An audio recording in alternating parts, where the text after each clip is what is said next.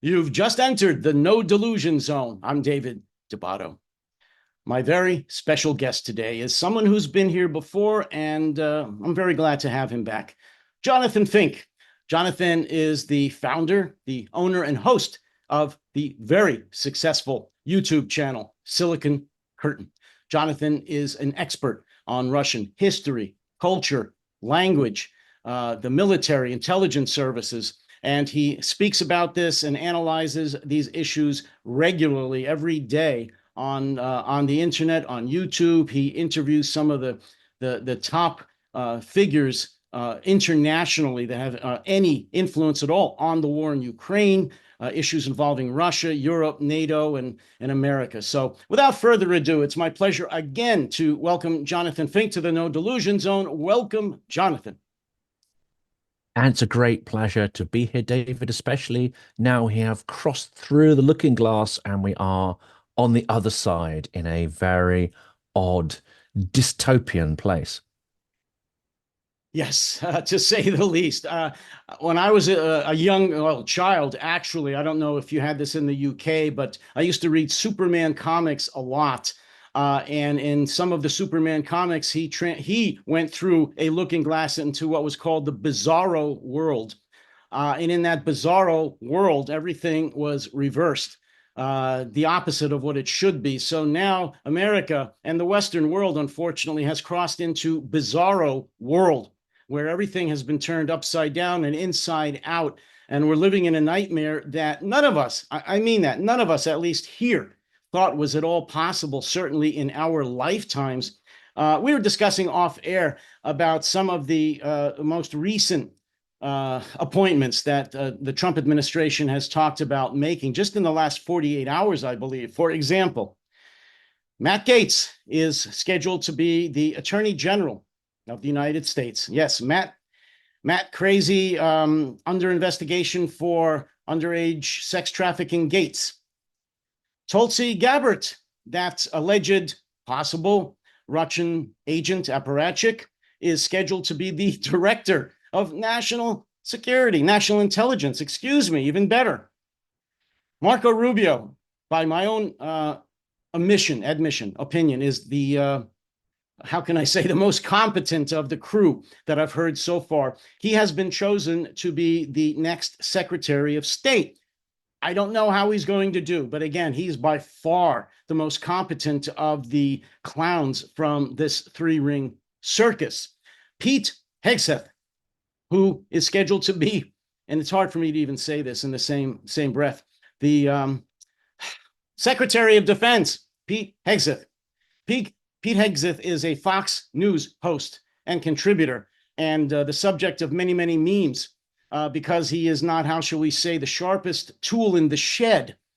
And so as a reward for that, he's going to be in charge of a $1 trillion agency composed of millions of active duty service members, reserve service members, and over 1 million civilians. The strongest military organization on the face of the earth is going to be left to the mercies of a meme. Merrick Garland is going away. I have to mention this before I even go to the last one here. Merrick Garland, in my opinion, Jonathan, is the reason you and I are having this discussion today. The reason that the Western world is shaking, is living a nightmare, because on January 6, 2021, Merrick Garland decided that he wasn't going to even start an investigation on Donald Trump and his associates, the leaders of the attempted coup, for 2 years. No, he didn't start on January 7th, which he should have, since the video evidence was there, since the testimonial evidence was pouring in. No, he decided to wait, to order the Department of Justice and the FBI to wait almost 2 years before he decided to start an investigation on the leaders of an attempted coup to overthrow a fair election and possibly the entire United States government. So that's why we are here today, because, of course, Trump's lawyers were able then to delay and postpone all the proceedings through and after the election, and now they're all going to be dismissed. Akash Patel and Elon Musk are scheduled to be co-directors of this new agency, acronym DOGE, D-O-G-E, which is going to allegedly streamline the federal government. What that really means, I believe, is that they're going to start firing hundreds of thousands of federal employees, which is according to Project 2025. They're going to start dismantling and possibly eliminating entire government agencies, starting possibly with the Department of Education, the Environmental Protection Agency, and others. They are going to do away with many environmental protection laws and acts, which have protected the American people and greatly increased the drinkability, the livability in the United States, made our water easier, clearer, fresher, more safe to drink, made the air fresh and safe to breathe, have enabled millions of Americans to lead healthier lives because the lead was not allowed to stay in the paint in older homes. They had to be removed by federal law. All those laws and many others are going to just be eliminated now. So America is going to be a much less healthy place, a more dangerous place. I won't even talk about these people that were just selected for these agencies, because that's another nightmare unto itself. But Jonathan, There's some characters there, aren't there? We've got what? Vivek Ramaswamy, who is going to be part of the Elon Musk outfit, as it were, dismantling, traditional administration in the US, and some, of course, are going to applaud it. What is the UK? What's You know, on the other side of the pond? The UK. I know what we're going through right now. We're not sleeping. What's the feeling there in the UK about not only the election but on these appointments? I mean, there is, of course, always going to be a sense of normalization, whether it be the media or politicians will try to calm the public. They may even try to normalize what is a very abnormal situation. And I think we've seen the media, especially the legacy media, really sort of do this big time. And it became apparent in 2016 throughout Trump's presidency. Every time he did something absolutely bonkers and then did something slightly less bonkers the next day, the media were like, look, he's becoming more presidential. Well, we can't go through all that again, because there'll be nothing left of, the what was previously considered to be normal and presidential. It reminds me of that meme of the dog, sitting in the house that's on fire, basically saying, yeah, everything's fine, I'm quite comfortable here. And to an extent, it feels that way. I mean, my hope was that on the 7th of January, getting my dates mixed up, on the 7th of November, when the results came in, that would be it. Alarms would be going off. European leaders would be meeting. They'd be dusting off the plans to build ammunition factories. They'd be doubling their defense budgets overnight. And they'd sit down and have a proper conversation with their electorates. Look, we don't want to be part of the Soviet Union. We don't want to slide into autocracy. We don't even want to slide into oligarchy, which is well on the way to becoming a totalitarian kleptocracy like Russia. But this hasn't happened. There seems to be no sense of alarm. There is amongst experts, absolutely. If you listen to Edward Lucas, if you listen to Keir Giles, Arisa Lutsevich, and all the people who've been telling us for the last couple of years, the last couple of decades, what we should be looking out for. John Sweeney, another great voice, British journalist. These voices have been saying the same thing over and over in increasingly more shrill and detailed ways. Unfortunately, it does feel a little bit like we're screaming into the vacuum. And it shouldn't have taken the election in the US. And let's face it, it's not that there was an outside chance of Trump getting in. There was always a very good chance of him getting in, especially since the assassination attempt. Even if let's not debate the authenticity of that or not, but visually that created an extraordinary image of Trump bouncing back from supposedly a bullet wound, and it cast him in a very, let's say, PRable light. At that point, the Harris campaign should have been freaking out, like, how do we come back from this? But at every stage, there's been a process of normalization in the US that has really enabled and allowed Trump to get into office, as you described there, not pursuing for his violations of rule of law, criminality, etc., creating an exception for powerful men, creating an exception for powerful entrepreneurs like Musk, bending the rule of law in the favor of power. It seems to me that the power in the US really does work like gravity. It really will distort the rule of law in favor of power. That is slightly less true in Europe. We have seen former presidents go to jail and be prosecuted when they mount infractions of the law. Nonetheless, the direction of travel is the same, I think, around the world, which is towards lawlessness and towards impunity for the powerful. And unfortunately, I do not see the events of the last couple of weeks, the last couple of months, the last couple of years being taken as the wake-up call for Europe that it should have been. And I include the UK in that as well. Why is that, Jonathan? We talked quite a bit about that off air.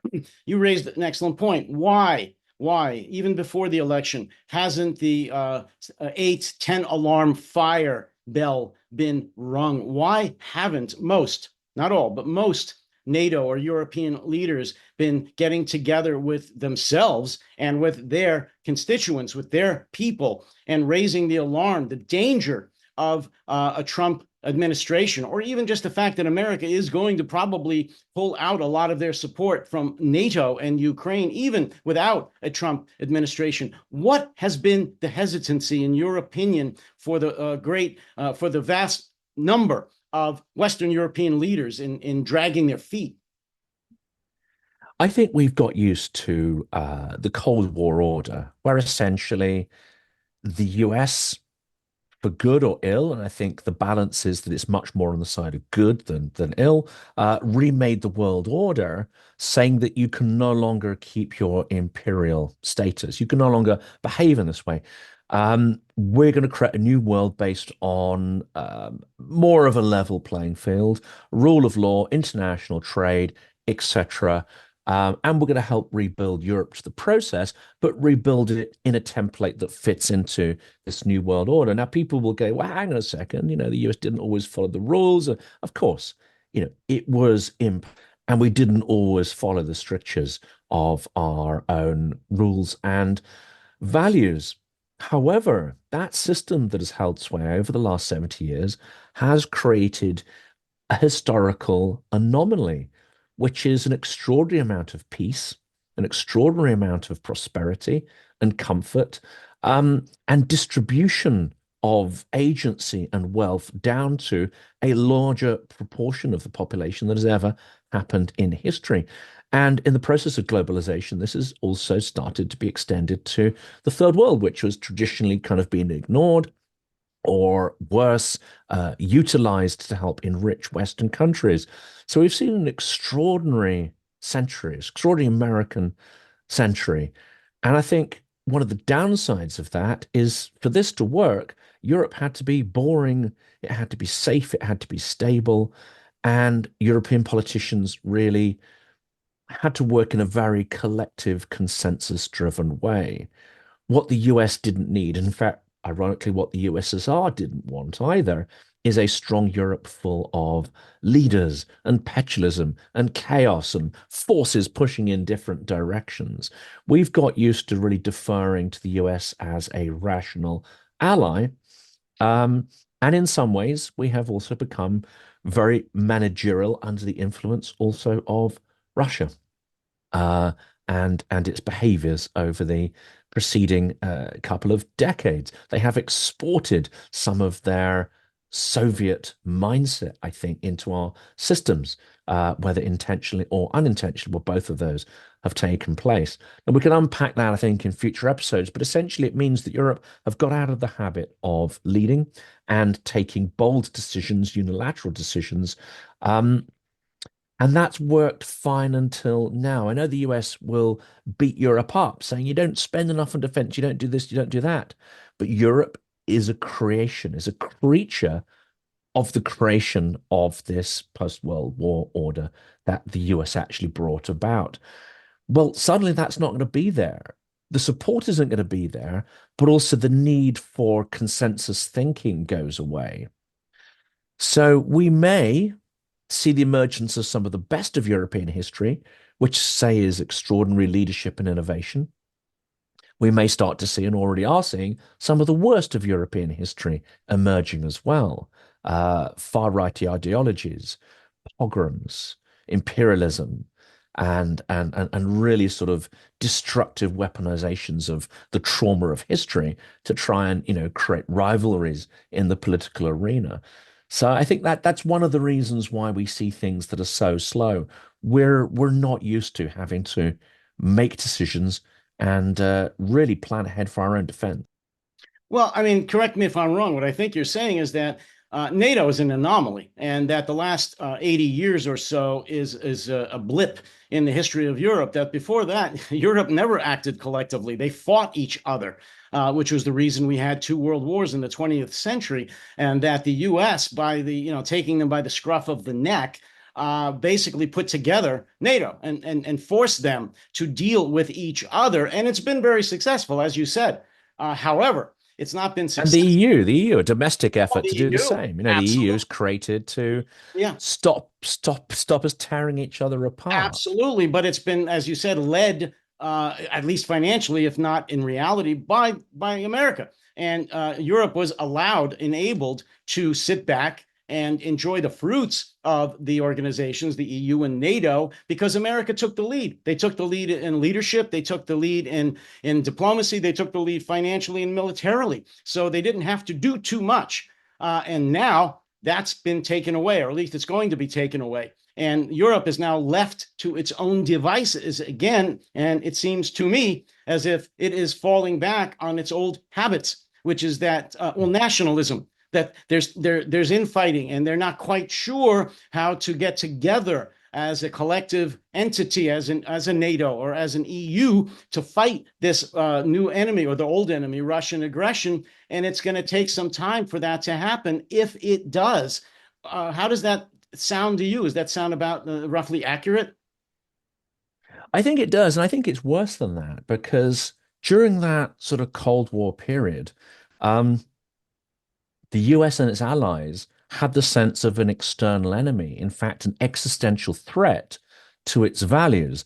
That meant the values of freedom, innovation, and the stuff that we actually prize, the grease that makes the wheels of capitalism turn, freedom of expression, freedom to research, write, debate, and broadcast, and so on. These are foundational pillars for the sort of system that we've created, the system that's brought to light so many, technologies and so much wealth generation.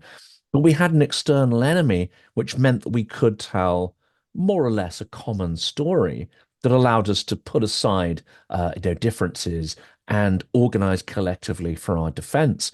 Well, Russia has learned an interesting lesson, I think, in the post-Cold War period, which is that it doesn't have to tell one story, which is the sort of Bolshevik Marxist story, which really no one was buying.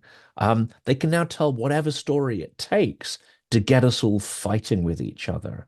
So once, the worst aspects of imperialism are done with, once the Soviet Union has died, we lost some of the core stories that really united us and brought us together and gave us some kind of direction for future progress, tackling the after effects of, Second World War imperialism, all these kind of things. I'm not saying we completed it. I'm not saying we, necessarily gave it as much energy as we should, but there was a uniting story there.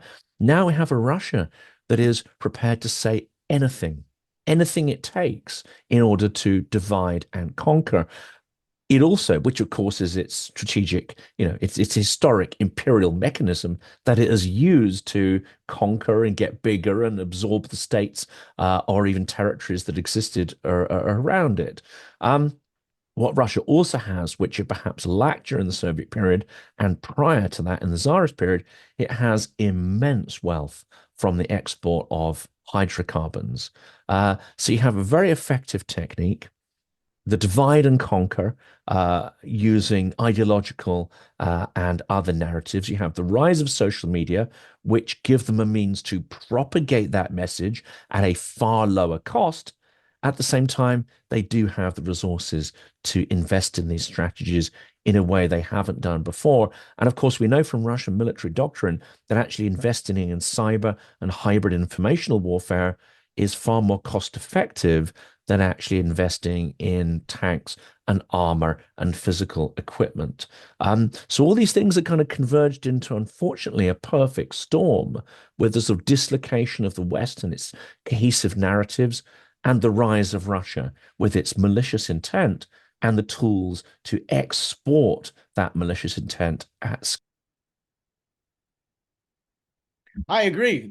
When the Soviet Union at least had an ideology. We didn't like the ideology, but it had an ideology, and that's what the West fought against. That's been taken away. Our enemy doesn't exist anymore, at least not the enemy that we fought for all those years. And that's how the Cold War started. And there's a vacuum was left after that. And authoritarianism, dictatorships hate a vacuum. So something's got to seep into there. And what's seeping into there, as you said, is cyber warfare, disinformation, lies, social media. That is seeping into to Western Europe. And since the Cold War, for 80 years, Western Europe has not really had to worry about leadership or which way to go. They've been led. Now they don't have that anymore. And so Russian disinformation, Russian agents, Russian apparatchiks, Russian influence is finding its way into the corners, the vacuum created in Western Europe, and it's creating quite a problem.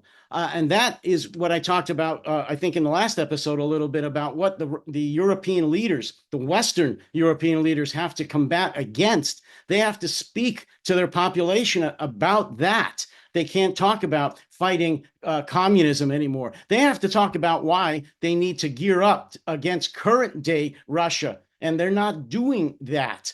Do you see that happening in the near future? Or do you kind of see that NATO and EU is going to be flailing about for the next several years? Or are they going to get their act together? They're definitely going to flail. There's no question of that. One even has to think as to whether these institutions need to radically change or cease to exist. And I'm going to make a bet that NATO is not going to exist in the form that it currently does. It's going to either have to shrink radically or cease to have any real impact or agency. And it may well be supplanted by more agile organizations such as the Joint Expeditionary Force, especially if we can get Poland and Ukraine to be included in that. There may be bilateral agreements such as France and Britain and so on, which get around the sclerotic dysfunctional nature of these large bureaucratic organizations. And we're going to have to, because Russia is adept at picking off individual members of these. Hungary is a member of NATO. Hungary is a member of the EU, and it is busy there doing the Kremlin's work, gumming the whole system up and preventing decisions from being taken. So I think what we're going to revert back to is something that, to some extent, looks frighteningly like the period before the First World War, where you had numerous bilateral security agreements between individual countries. Now, we know that led to the First World War itself, because once you trigger a crisis, all these different relationships kind of kick in. But at the same time, if we want to reinstate any sense of deterrence, genuine deterrent action against Russia, then I think we need smaller and more agile organizations such as UK, Baltics, Nordics, Ukraine, working in concert, countries that are very aligned on the threat and very aligned on the nature of what deterrence means, what you actually have to do about it for that to be effective. I think it's not just Europe that's forgotten about that. The US under the last administration has as well. It seems to me that Jake Sullivan had no concept of what deterrence meant whatsoever. He understood self-deterrence, But of course, and he understood the power of rhetoric, but neither of these work against a autocratic thug like Putin. Neither of these have any deterrent capacity.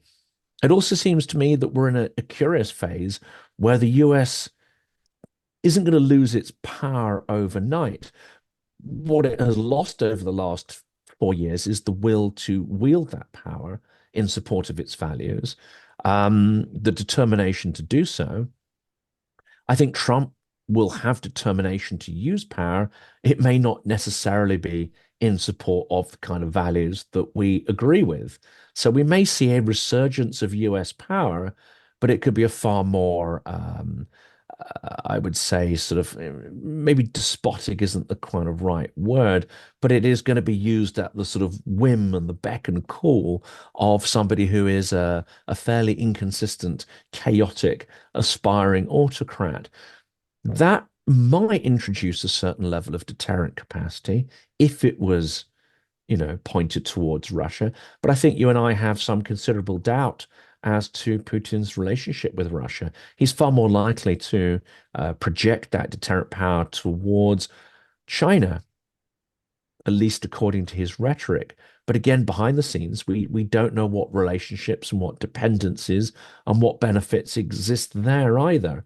So it's a very curious time we're entering. Well, to follow up on this, as you know, there's been multilateral agreements that have been entered into recently between the UK and Poland and Ukraine. Let me ask you this. Assuming that Trump follows through on some of his threats and withdraws most or all of our, meaning American support for Ukraine and maybe even NATO, do you see UK and Poland filling in at least some of the vacuum to support Ukraine, either militarily with supplies, weapons, and ammunition, or maybe even with supplying and deploying aircraft and troops to Ukraine?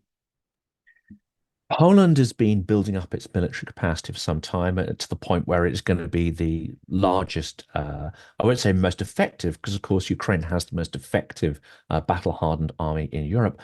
But Poland will have an army with the greatest amount of equipment, and not just sort of equipment on paper, stuff that's relatively new, that they're going to be sort of testing with an element of seriousness.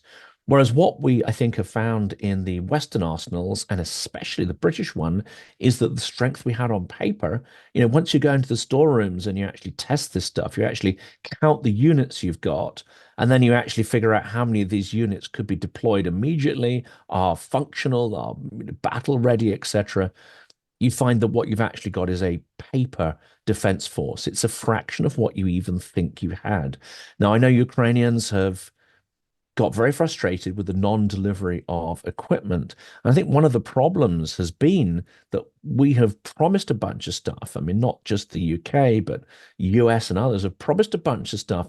But when we go to the storerooms, we find that it is unusable or not even there. Or we find that there's all sorts of magical sort of Pentagon or Whitehall accounts keeping that have made our arsenals look far bigger than they actually are. And this is a fundamental problem we need to shake ourselves out of. We need to look realistically at what our capabilities are. And as we did in the NATO period, we need to be testing this stuff in the field continuously to make sure that it can actually deployed. Not that, yes, we've got it, but oops, it's going to take 6 months to actually, ship it and get it sort of battle ready. And this isn't just sort of, theoretical. There have been numerous cases for multiple different platforms and forms of equipment, including munitions, that have proven to be not up to the job.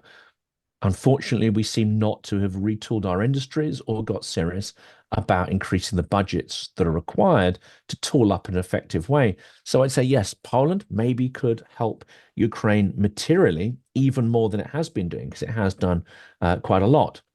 The UK, no matter how bold its intentions might be, just physically may not be in a place where it can actually ship meaningful quantities of munitions. If you look at the number of troops in the British Army, and then you transpose that onto the Ukrainian front, well, if they were put into the front lines, they'd last a few days, maybe a couple of weeks at most. and they're done. So what you're So saying is this that isn't a great place. the with the possible exception of Poland, there's no way that either Poland or the UK, despite the multilateral or the written agreements that they entered into, are going to be shipping any large quantities of munitions, and certainly not going to be sending any actual troops into Ukraine anytime soon.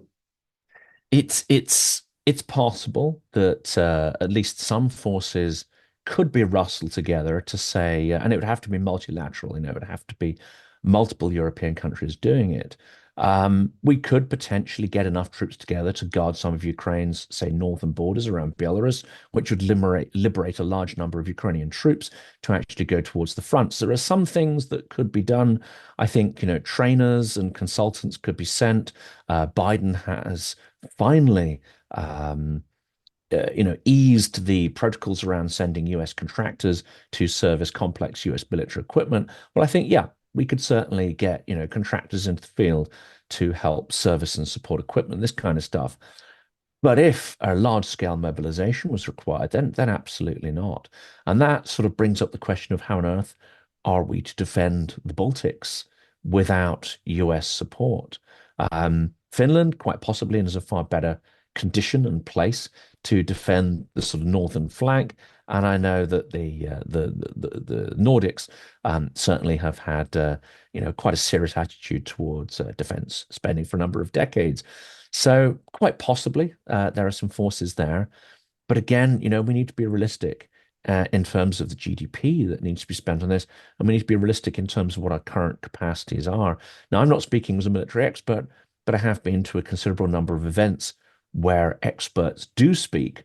And what I'm saying here really is an attempt to sort of paraphrase and repeat some of those things that I've heard in those sort of public lectures and events. What is the political will right now, though, Jonathan? Specifically, I'll ask in the UK for sending British troops into Ukraine should America pull out and Ukraine make a specific request for assistance? That's difficult to say from my perspective. I do not have the connections to really understand that. Um, I don't know what the state of political discussion might be as well, because there was a lot of positive rhetoric when the new government came in. Then they started conducting their defense review, and I think they've been quite shocked with what they've found.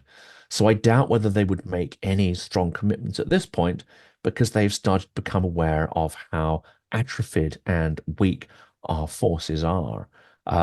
We've had strong statements from Macron, and it would seem that he's been leaned on heavily by the US and to an extent Berlin, although I'm not sure whether they'd actually pay any attention to Berlin, but they do pay attention to the US. They've been leaned on not to sort of talk about this stuff anymore, not talk about boots on the ground, and not to send anybody. Well, those kind of red lines and that pressure may be going away. So I think this could be interesting. Now could be the time for Europe to step up, and it may not have restrictions or any restrictions from ally, which ceases to understand and ceases to really care what happens in their own backyard. Well, I think it's an understatement to say that this is the time for Europe to step up. You're absolutely right, and I pray that they do. Let's switch gears a little bit in the remaining time that we have to talk about Russia proper. What's your sense of what's going on behind the scenes with the Kremlin? Is Putin really under any kind of pressure with his generals, with the oligarchs? I know there's the usual generals being arrested, disappearing, falling out windows, all of that. Is he in any difficulty whatsoever, or is everything pretty much the same old right now, as far as you can tell? It's, of course, impossible to tell. It's an entirely opaque system. It's highly likely that we won't get a sense of that because if these conversations are happening at all, they have to happen on genuinely encrypted lines or in rooms that have been sort of debugged because anyone who is found to be having conversations like this or plotting or planning, as you say, does not survive, does not live to proceed any further with those plans. But It reminds me a little bit of the Soviet Union. It felt like it was eternal until it wasn't, and then suddenly it was gone. So in systems like Putin's, it can seem as if he's there forever and he's in control, but we cannot tell the full scale of fragility and what may be the consequences of that. It is entirely possible that the Russian economy is in an extremely bad place. There is now galloping inflation. Yes, with their grey fleet, they are still bringing in imports. But I mean, in closing point, back to Biden, it seems that there are numerous levers available for Biden to pull, which could have put immense pressure on the Russian economy. To me, it's clear that there was a very deliberate decision not to crash the Russian economy, not to force a cessation of the war, not to force Putin to withdraw because of these coercive fears of nuclear Armageddon and stuff. I feel that these are largely ill-placed. In fact, these ideas are put into the minds of especially American decision makers by Russian agents. But these levers have existed, and we've been tugging a little bit on some of them. We've left many of them alone. Well, if Trump at some point decides to pull a little bit harder on these various levers, I think the power exists to crash Putin's regime and always has existed over the last 3 years. So this could be interesting. I'm not saying this is good necessarily for US domestic politics, but at some point, if Putin humiliates Trump, if he refuses to even contemplate freezing the conflict, which is what Trump clearly wants. He wants to get the win off that. He doesn't care about the consequences for Ukraine, but he wants the war to end. If Putin humiliates him by not doing anything, well, Trump does have numerous levers that could crash Putin's regime, I think, very, very quickly. So as a last point, we don't know what's going on in that regime. But I think it's interesting that Trump does have the power potentially to end Putin, and we should watch this space. Well, on my last closing point on this, and we discussed this briefly earlier, is that Trump, of course, is very, very unpredictable.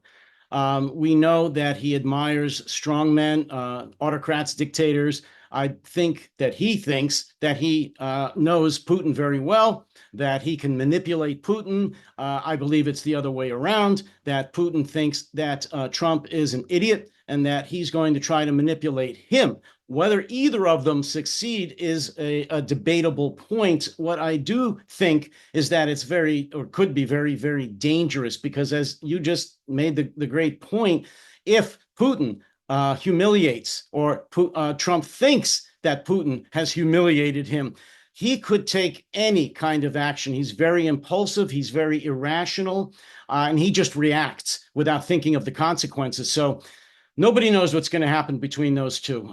Certainly not me, but it's going to be a very, very interesting ride. And I'll leave it at that for today. Jonathan Fink, thank you again so much. And as you said, we've had some regular discussions. We're going to do it again soon, because the next few weeks and months are going to be totally interesting, totally unpredictable. And I'd like to discuss it with you. So take care, stay safe, and we'll talk again soon. Absolutely. And just leave you with this last impression. Either we're in the bar scene from Star Wars where Han Solo's got the gun under the table and the guy's got the gun over the top of the table, or we're in Reservoir Dogs where everyone's just pointing guns at each other. And that didn't end so well. But that's the two scenarios I think we're in. Interesting image to leave this on. Again, Jonathan Fink, thank you so much. Take care.